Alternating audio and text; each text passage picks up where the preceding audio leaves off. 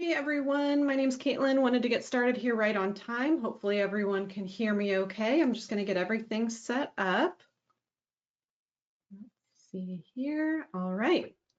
Hello, good morning. Okay, so with GoToWebinar, we have, I think there was over 100 people registered for this. Hopefully we have a good turnout in terms of live attendees.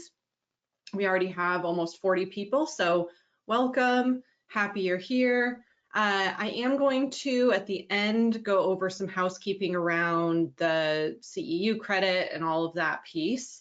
But wanted to quickly, before we get into the content, and I'll give a little bit of background on my experience as well, but before we get into that, just wanted to do a couple quick GoToWebinar housekeeping. So if you have any questions for me, throughout the presentation today, you can type that into the questions box. You'll see that on your GoToWebinar interface.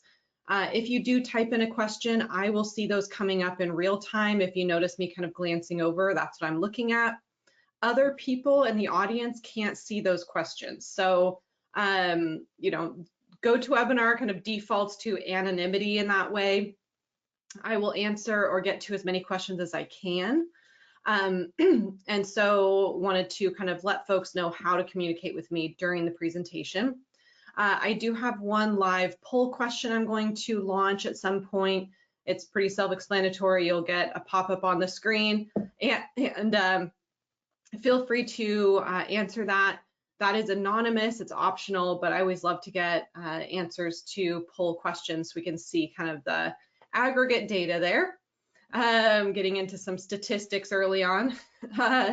And then you will also see on your GoToWebinar panel that handout section. So there are two attachments there. There's the webinar tech help. That is if you're having any technical issues, hopefully you're not. That would be where you can go to kind of work through some troubleshooting.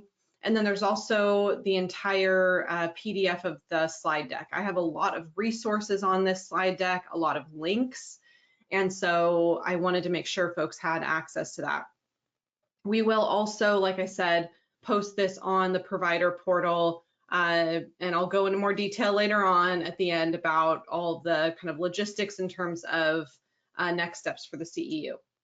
Okay, so moving right along, we're talking about more holistic approaches to depression treatment. Wanted to quickly give you just a brief background on my experience. Don't want to take too much time, but I think it's helpful to know like where is everyone coming from. So my background is as a clinician. I have a master's in trauma psychology, and I worked as a clinician with individual, couples, family, group therapy for many years. I worked in mental health and addictions treatment. So I have worked directly as a clinician, but I moved into training while working with Canopy. So kind of coming at that from the training side, but have that clinical background. So I'm also a certified alcohol and drug counselor, certified integrative Reiki practitioner, advanced crystal practitioner, and a certified death doula. The reason that I think is so important to kind of learn about these things and have more of a holistic approach is, at least in my experience, working with clients, talking to folks now as a trainer, there really is, I think, a big need for a wider range of resources for individuals. And I think as clinicians, it's important to educate ourselves on those things. So that's why I wanted to kind of give you a brief background on my experience. And as we kind of go into this, the other thing too is when we're talking about the topic today, if you have recommendations, if you have additional resources, type that into the questions and I can share that live for people. So feel free to use the question section as that as well. Okay. And I am keeping an eye on time. So we certainly are not going to go past the hour. I'll also leave time at the end for Q&A. But if you do have a question, comment, anything comes up, you don't need to wait till the end. You can also just type that into the questions box. The other thing that I will mention quickly is, like I said, since I'm the only one who sees the questions, if I do get to one, I'm just going to say somebody asked about or somebody commented on. And that's how I'll approach that in terms of that anonymity piece. All right, so kind of wanted to start with what we're looking at in terms of the current landscape for depression treatment. And I don't know that this is going to be a big, shocker or surprise for folks, but where are we kind of coming from? And I do think that kind of from a clinical perspective, we can sometimes get in a little bit of a system of, screen for depression and we're going to do some CBT and like that kind of pattern. And first of all, CBT is great. It is, effective. And so this is really not about, this presentation is not about not utilizing CBT. It is about adding to our treatment modalities that we're already using.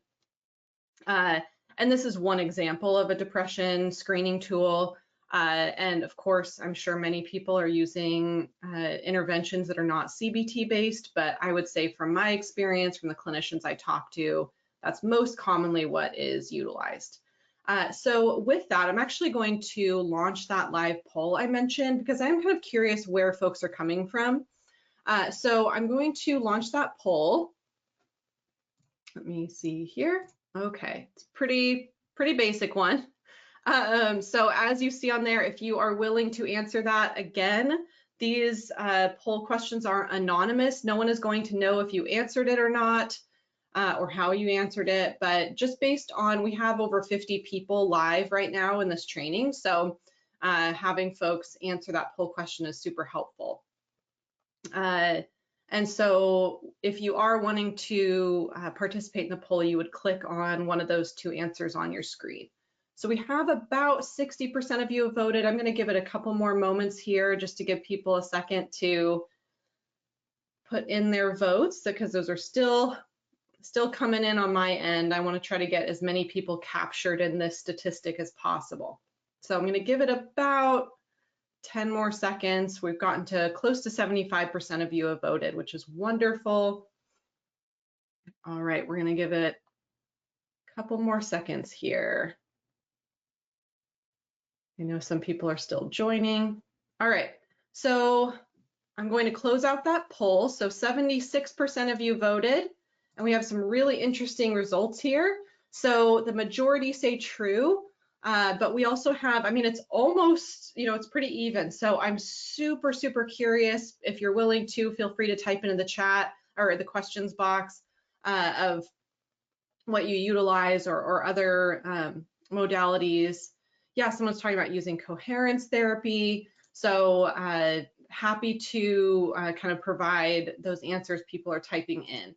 And anything that can be added, and if people want to look that up on their own time, REBT, acceptance commitment therapy, so these other types of modalities.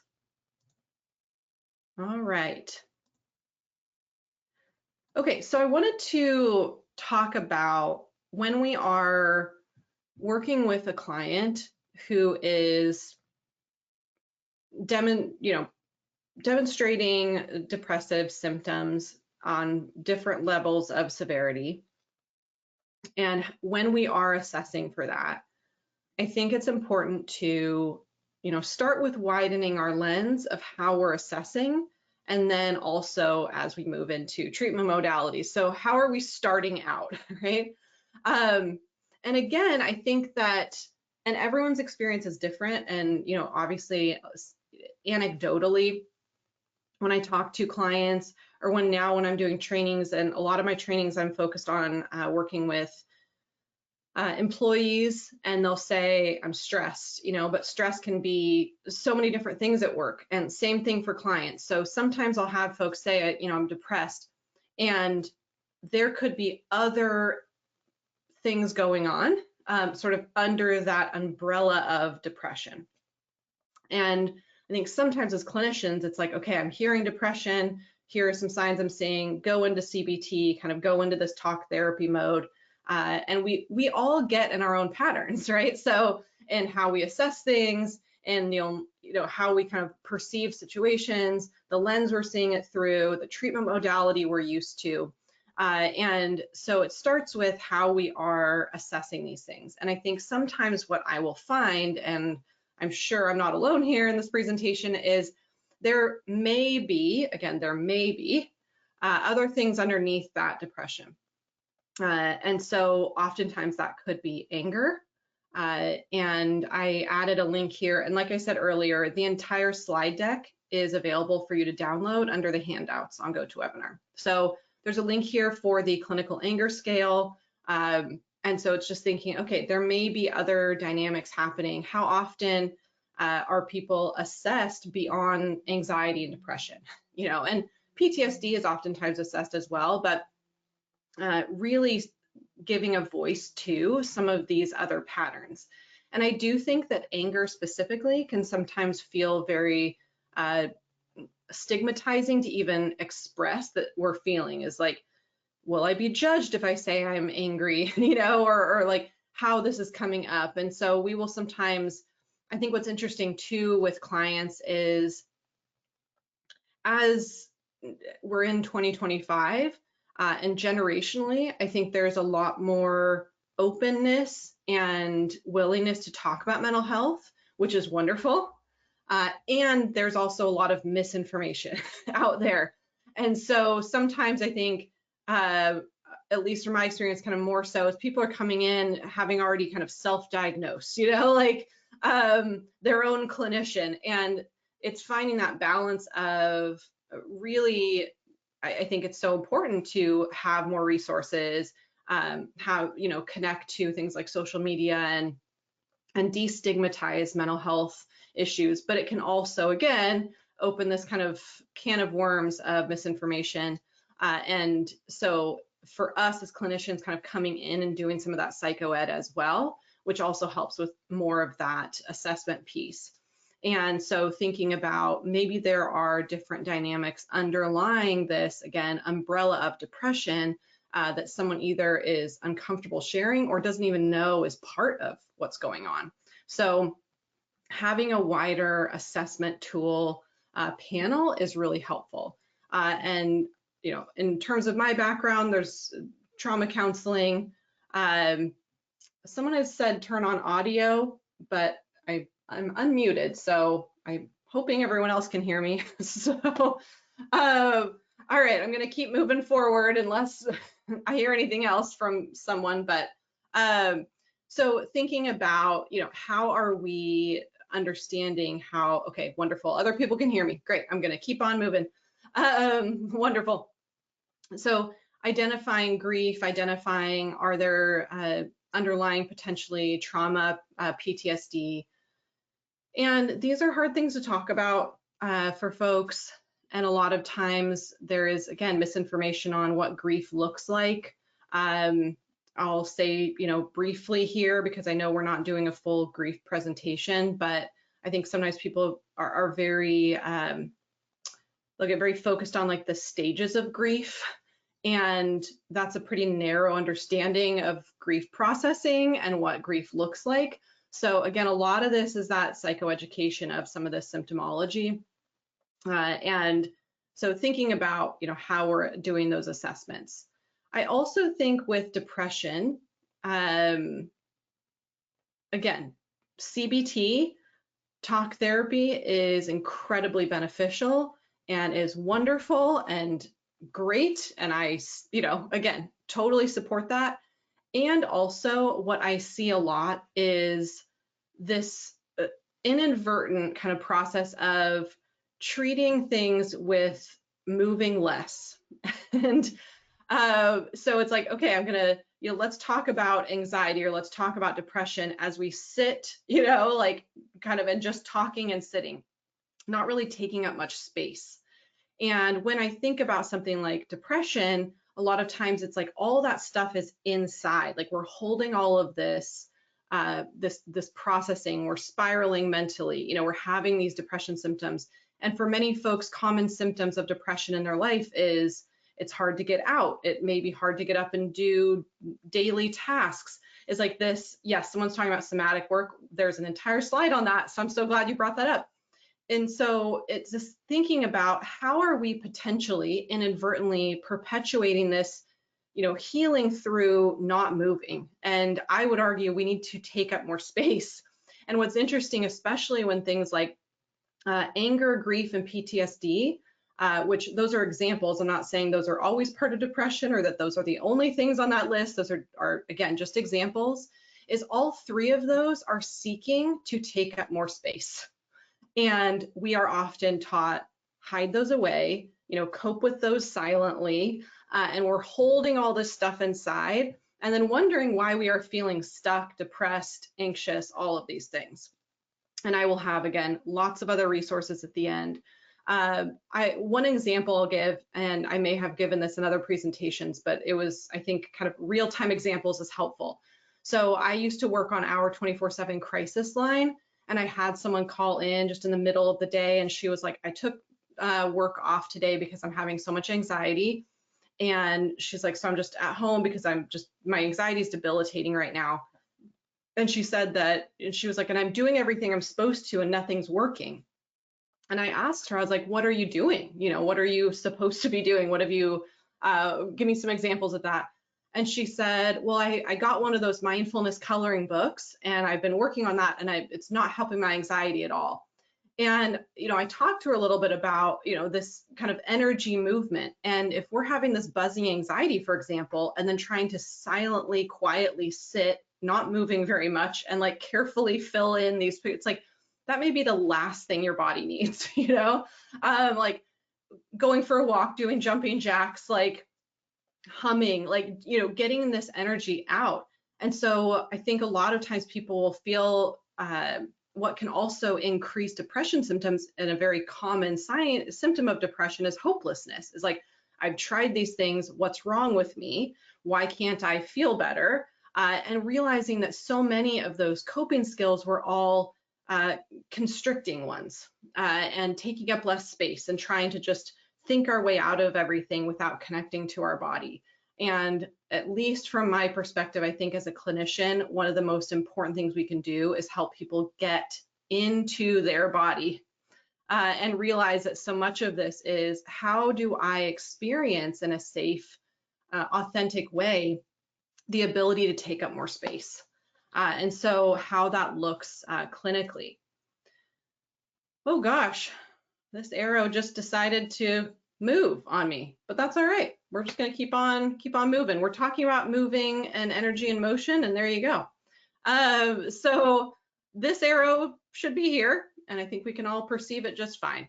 So when thinking about how are we moving energy through, and this can be another psychoeducational piece, like when I am working with a client or talking to folks, is like, how do we move this energy in a way that is authentic to us, that is helping us? And again, this is in conjunction with things like CBT. Understanding our thought patterns is very important as well. So, but also thinking about it through that idea of health, and regular health also involves that energetic movement. So working with folks on grounding exercises, kind of clearing out some of their energy flow. You can do alternate nostril breathing. You can do box breathing. Again, you can have someone do slow jumping jacks if that's physically within something they can do. How are we moving our energy through our body? And really educating folks on how that emotional and energetic stagnation can really literally keep us stuck. So how to really meet that like brain body connection, and find that as really psychoeducation for clients around what's important to them. And this can also be because, again, with depression, there's so much of that negative self-talk. There can be a lot of hopelessness. It's not going to get better. I don't know how to fix this. Again, we try to avoid words like fix, but a lot of times kind of helping clients, again, with CBT, reframe the language they're using, is yes, yoga breathing, and yoga is going to come up on our alternate therapies. So is Reiki. Again, all of these things are so important. A sound bath, so many wonderful exercises. And I think the other piece too is helping folks destigmatize some of these things. I was in a meeting with some folks from some other agency, and someone mentioned something about a sound bath, and someone's like, oh, what's that? It sounds weird, and realizing how stigmatizing that type of language is. And so as a clinician, we are there to destigmatize these things and help people connect to those, and normalize that energy work is a big piece of emotional health and energetic health. Yeah, and also someone's talking about exploring energy in a person's environment.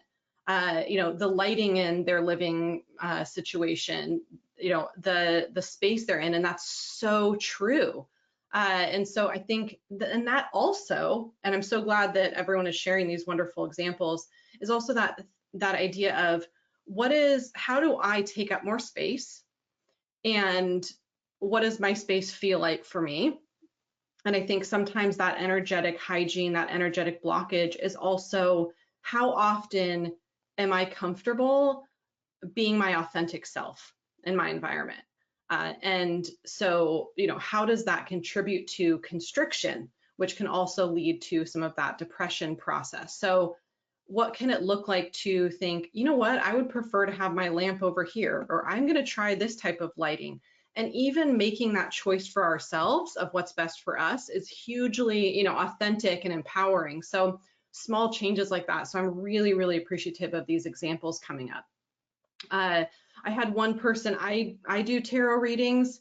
I had one client say that a therapist that she went to in the past, who was, talk therapy, CBT, but at the end of the session, sometimes she would have her client pull a single tarot card, and they would look up, what that tarot card meant, even if it isn't necessarily that you have to have them all memorized, and use that as just like something to think about for the next week, and also that education of tarot has nothing to do with like reading the future, it's just a self-assessment tool. And for some people, it's like, yeah, that's something I can really connect to, and I can focus on kind of this idea for the rest of the week and see something from a different perspective. And this is where that might vibe really well with one client and not with someone else. But as a clinician is thinking, what are some things that I feel comfortable with, that I can integrate into my practice, so it isn't just so we do this, we talk about it, and that's it. And this, I think, can be a helpful image for us, for our clients, is like, how am I actually kind of seeing this energetic movement through my body?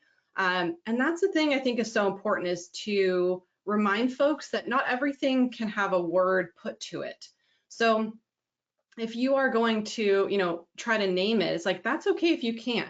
If you can describe it as a visual, maybe it feels like this, like, kind of red glowing orb in your chest.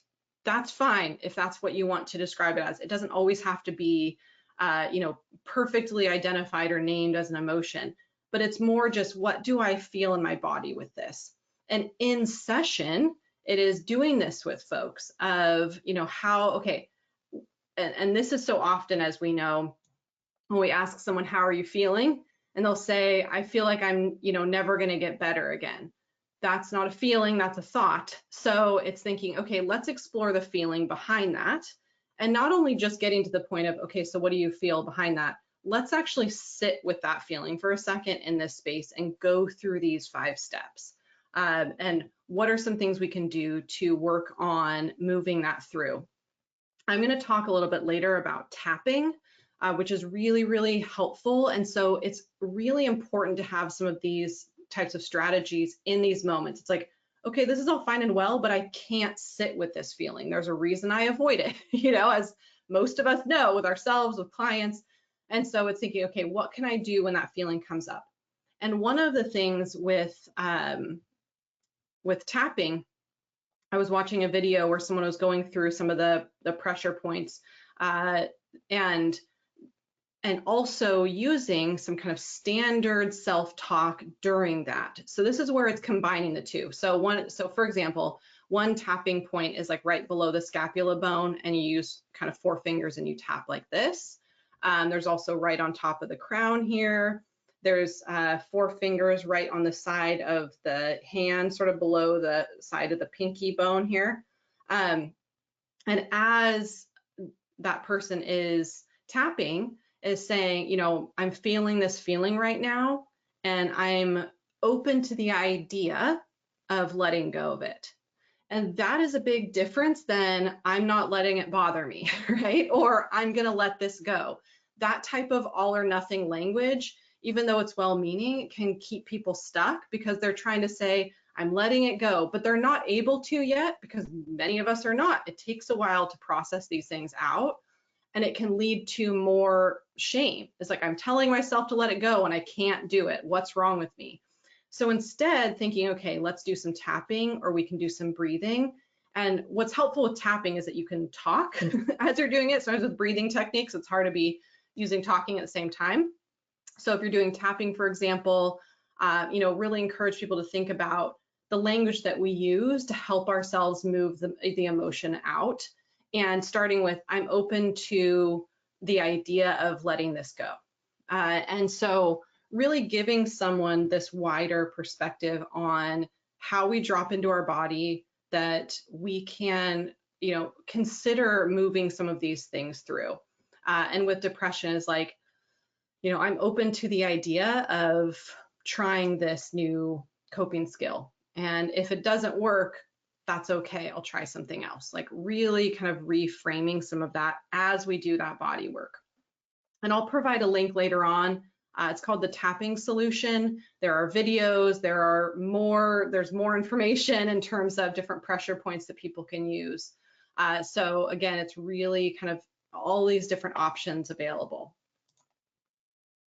But all the things folks have shared so far, absolutely. So somatic experiencing, or SE, someone already talked about this in the questions box. But really, again, thinking about that content and process, I think as many of us know,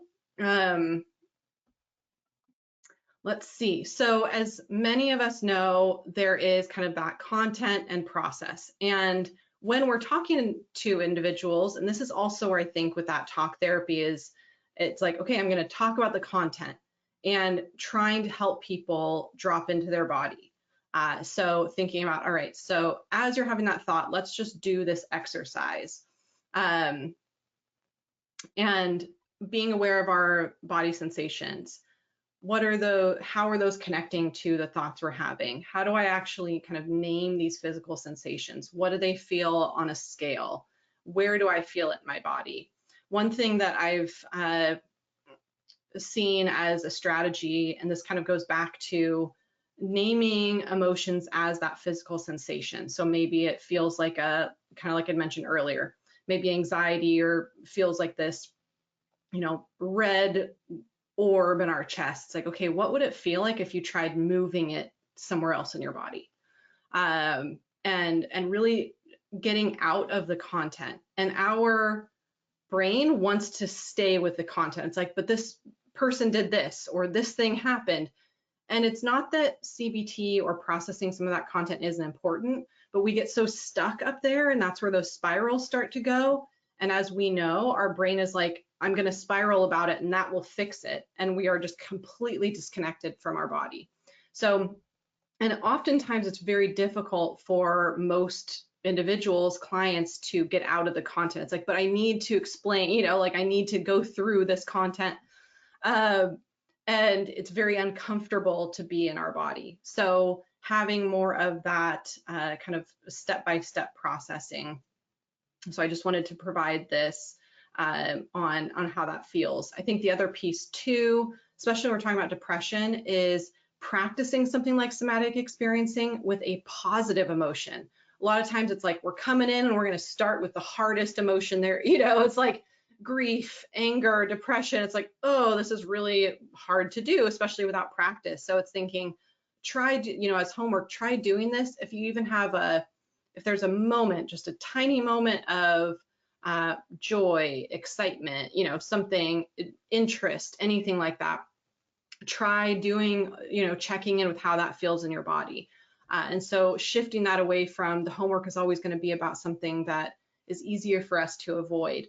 And then as we get more used to kind of dropping into our body when it's a more neutral or comfortable emotion, it's going to be easier, slightly easier to do that with uncomfortable emotions. But as clinicians, as we know, we want to have someone try this in session, in this space that is safe and comfortable for them. And so as clinicians, being comfortable going through this process with someone in session and having some of those strategies of, if they're starting to drop into feelings they're uncomfortable with, what are some immediate coping skills to try? And again, if tapping is not your thing or you're not interested in it, there's lots of other things. There's breathing, there's all sorts of different techniques. Okay, so some other examples here. We know about many of these, I'm sure, but just as reminders, and so much of this is remembering to provide these resources to clients. So acupuncture, there's Reiki. I'm not going to read the slide word for word, but I wanted to provide some additional definitions in case anyone was, not sure what some of these meant. There's yoga, massage, reflexology, different types of holistic therapies. There's transcranial magnetic stimulation. These types of things. It's just good to educate yourself about, see what is available. I have a link to a website about this later on in the resources slide. This is that tapping solution website if you're interested in that. But again, a lot of times individuals are going to come in with some preconceived assumptions about a lot of these types of treatments. And so number one, it's remembering to always encourage folks, like, try it and see how it feels, if that's something that you're interested in. The other thing I think is really important, and we know this as therapists, is, and what therapists, I think, hopefully are all saying is, like, if I'm not the right therapist for you, that's okay. This is, sometimes it takes people some time to find a therapist that they fit with. And it's just vibes, and what seems like it's working for them. And I think sometimes people forget that that's just as true with someone like an acupuncturist, a Reiki provider. Yoga is a big one. A lot of times I will hear people say, yeah, I did a yoga class one time and it was just not my thing. There are so many different types of yoga. And there is, as we know, just like with therapists or teachers or any other, type of treatment, a huge range of how yoga is taught. And so I really would encourage folks to think about, try a few different ones. There's also, and I want to be, mindful of this, because many of these things, it's going to depend on someone's insurance coverage. And a lot of times people can't afford additional types of treatments, even with, copay. There are so many wonderful free yoga videos on YouTube, so also reminding people there are things that, and especially if it's something with depression and someone's like, right now I'm not in a space where I could like get up and drive or go somewhere to this thing. It's like, okay, try doing this 5-minute yoga routine. I think that's the other piece too. Same with meditation, mindfulness. There's this idea it's going to be this like 90-minute thing. And it is sometimes, and that's where it's whatever works for people. But a person can go on YouTube and find a 5-minute yoga stretches, and it can be like, just try that. And you could either say, I really did not vibe with that yoga teacher, I'll try someone else. So a lot of this is, again, this also goes back to giving people that voice and choice, taking up more space, see what works, see what doesn't, and try a few different providers before kind of throwing out the idea of using some of these treatment modalities. Reiki can be done virtually, and sometimes people don't realize that. So, and I have some additional resources here at the end as well for that. Different art therapy, nature therapy, lots of different resources. So, and that's where it can be really helpful, again, as a clinician, to have local resources available for a lot of these things, and really to normalize those therapies.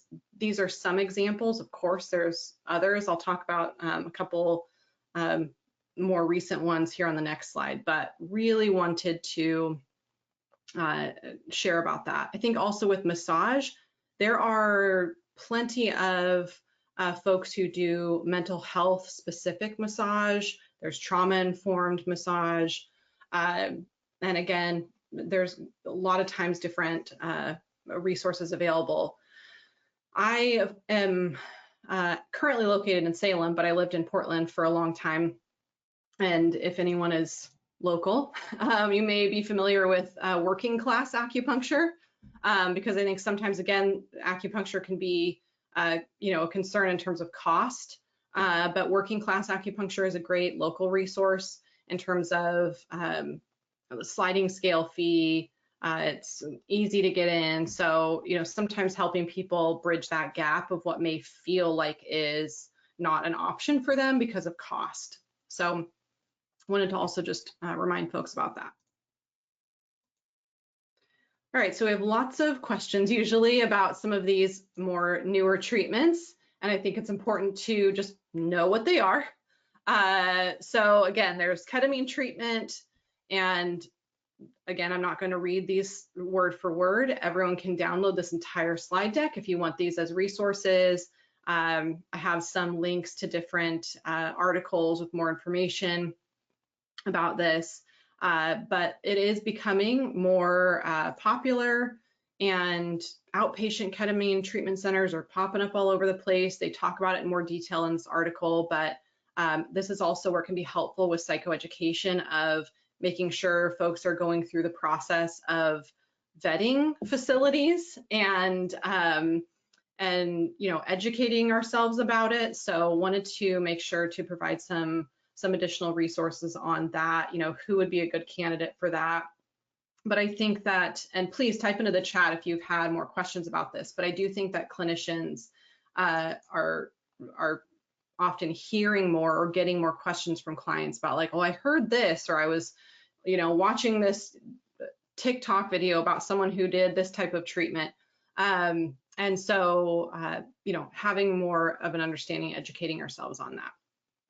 And I think there's also can be a lot of stigma. And so being willing to be more knowledgeable about these things, and when it would potentially be a good reference point, for these, it's oftentimes can be if kind of traditional depression treatment isn't effective. Maybe someone has been taking depression medication and it's not effective. So knowing what else is available and out there, encouraging them to also talk to their primary doctor about options. In many cases, they would need like a note from a psychiatrist or referral for some of these treatments. But I think in some cases, people are like, I've heard about that, but what actually is that? So wanted to provide that resource. Okay, let me see here. If there's any, and definitely type in the chat if you have other recommendations or something that clients have been sharing or something that's come up. Yeah, someone had talked about how Bessel van der Kolk has good info on ketamine for trauma and depression. Yeah, and he wrote The Body Keeps the Score. Definitely a very well-known individual in terms of trauma treatment, trauma assessment. So yeah, just kind of looking at what the resources are and what that looks like. So I think, the biggest piece to this is us as clinicians being aware of our own potential biases and stigma around certain types of treatment. And then also just expanding awareness. We can get, again, very into kind of our rut of here's what I do, here's the standard practice, and being willing to kind of try something new, because we have to get outside of our comfort zone as much as our client does, so which we're usually encouraging them to try. So we have to do the same thing. I have a couple of additional links here. So sometimes, again, it's like, all right, where am I supposed to start with this? And I realize people can be not necessarily local to the Pacific Northwest. A person can be watching this from anywhere. So I wanted to make sure that we're providing resources beyond just that. So there's art therapy locators, Reiki practitioner locators. This is a link to more information on that, TMS therapy. Of course, that previous slide had more links on those other types of treatments, but having these available and ready to go, for clients in terms of trying those things. So again, I know I say this a lot, but I think really important to widen our perspective from just sitting and talk therapy, and thinking, what can we add to this to help someone physically feel this ability to take up more space, and know that there are so many resources out there. And with depression, and came up earlier already, but sometimes that combating that hopelessness is knowing how many additional resources are out there. You know, it's easy to think talk therapy didn't work and so nothing's going to work. It's like, that's okay. Here's all these other things. And how can I normalize that, destigmatize that, and get you connected to reputable sources for that? So some resources I wanted to provide.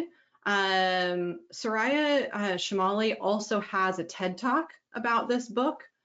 So, you know, sometimes people will be like, oh, no one's going to read a book, you know. Both of these are excellent resources for clinicians, and they both are very accessible for clients as well. But there is I think it's maybe 15-minute TED Talk. So if that feels more, you know, readily a good start for a reference for a client, there is a really great TED Talk about that. And, you know, it focuses a lot on that kind of what to do with a lot of this anger we hold, especially when there's oftentimes this stigma around naming that anger or feeling that anger. And for many people, it then sort of turns into depression. And we're kind of further constricted and don't really know what to do with that and process that out. And it's an excellent book. This other book by Ruby Gibson is so wonderful in terms of really understanding what it means to do somatic work, and is also a wonderful resource. Again, both of these for clients or clinicians. There's some podcasts here that I wanted to provide as resources. Again, so many people, it's like, you know, using social media kind of, and these are usually, you can get all of these for free, like podcasts, YouTube, that type of thing. So finding podcasts or resources that would be, you know, connect to your clients, and just having more of that ability to provide some resources outside of session. These are two YouTube channels that I definitely recommend. So there's Therapy in a Nutshell. Therapy in a Nutshell is a licensed marriage and family therapist, but it's not specific to, you know, just couples or family therapy. There'll be like 3-minute videos on how to feel your feelings, what to do if you're having anxiety, you know, just really good, like psycho ed, quick, easy to follow videos. She's great. Tip of the Moon, her name's Bree. She has an entire YouTube channel, and she's an energy healer. She's a Reiki master, but she does wonderful, wonderful videos on, you know, grounding videos, emotion reset videos. So I can't say enough good things about that channel. There are different tiered pricing, but she has tons of free videos. So I really wanted to make sure that the resources I provided here were accessible, because again, things are expensive. And so we don't want to recommend a bunch of things to clients who are like, that sounds great, but I can't afford that. So definitely wanted to, you know, make sure that that was more accessible options. Okay. So feel free to let me know. Let's see here. There was an individual said that there's also a TED Talk called Mental Breaks for Avoiding Mental Breaks, by Stephen C. Hayes. So thank you so much for that resource. And these can be so helpful of, you know, how to talk to folks about effective resources and education. I do think it has been really interesting that part of our more and more our job as clinicians is helping people sift through accurate information. And I don't have the exact data, but I was talking to a colleague, someone who I've known for many years who works at a university now in the mental health department. And he's like, you know, students are just coming in like self-diagnosing, learning everything from TikTok. And there are so many studies of like, you know, 0.1% oftentimes of what is out there is actually accurate, as we know. So some of this is making sure that we are, because social media is so wonderful and can connect people to others who have similar experiences. It has so many amazing applications, and also making sure that we are reminding clients to be thoughtful on the information they're getting, to double check that. And so it can help, you know, if we are try these resources as well that are more reputable sources. There's another resource here that someone is sharing. There's a book called Breaking the Habit of Being Yourself, and then Dr. Joe Dispenza TED Talk, Thinking to Doing to Being. So also wonderful resources. All of these things are great resources. So please feel free to keep typing in questions, examples, resources that you know of. I like to put this up for any of our provider educational webinars, because understandably we get questions about next steps. So what this page, what you're looking at here, when you go to this exact link, and again, folks can download this whole entire slide deck through the handouts, but if you go to that exact link, when you open that link, you're going to see this, which is screenshot here at the top of that page, and it has step-by-step of what to do.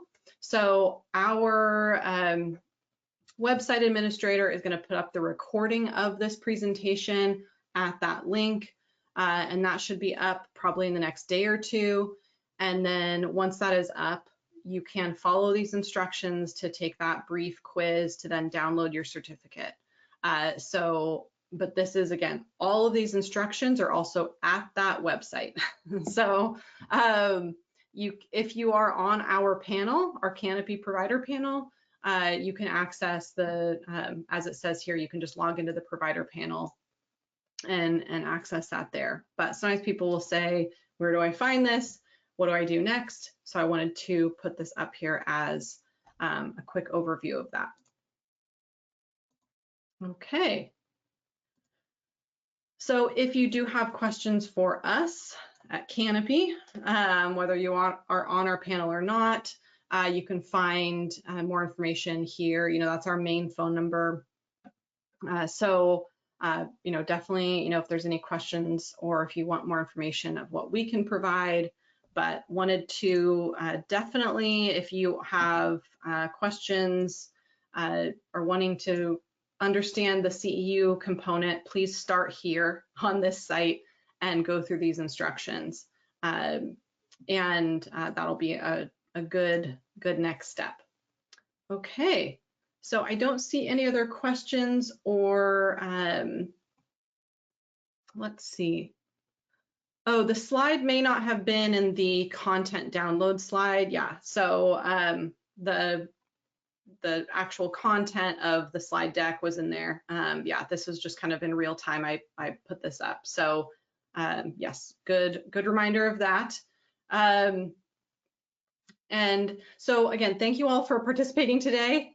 Hopefully it's just kind of a reminder of what else is out there and how we can potentially, hopefully integrate that in into our practices. Someone else had mentioned that they use inner child work for depression symptoms. That's another wonderful suggestion and resource. So it's kind of widening our perspective is a good start and modeling that for our clients. So, so again, if you need anything, contact us and we will wrap up for today, but this will be up on our site in the next couple of days. If you're willing to fill out the evaluation form after we end for today, we always like to get feedback, not only about the presentation today, but also if you have suggestions for other topics that you'd like to learn or like to see more of, add that into the survey as well. So thank you so much and have a wonderful rest of your week.